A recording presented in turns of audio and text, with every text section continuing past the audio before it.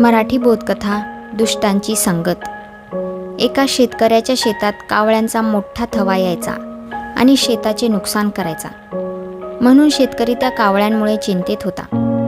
त्याने शेतात खूप वेळा कपड्याचे पुतळे लावले, परंतु कावळे कधी त्याच्या हाती लागले नाहीत। कावळ्यांनी ते पुतळे तोडून फाडून खराब केले। शेतकरी खूप दुःखी झाला। एके दिवशी त्या शेतकऱ्याने शेतात जाळे टाकले आणि त्यावर धान्याचे दाणे टाकले।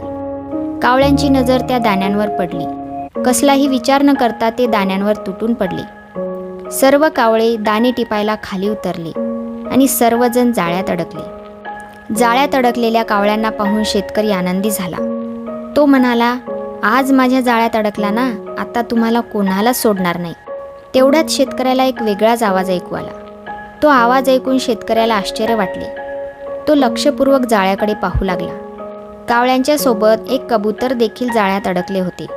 शेतकरी कबुतराला म्हणाला, अरे, या टोळीत तू कसा काय सहभागी झाला? मी आता तुला पण सोडणार नाही, कारण तू वाईट लोकांसोबत मैत्री केलीस। वाईट लोकांसोबत केलेल्या मैत्रीचे फळ तुला भोगावे लागेल। नंतर शेतकऱ्याने त्याच्या शिकारी कुत्र्यांना खुणेने सावध केले। कुत्रे पळत पळत आले आणि पक्ष्यांवर तुटून पडले। एक एक करून कुत्र्यांनी सर्व पक्षी खाऊन टाकले।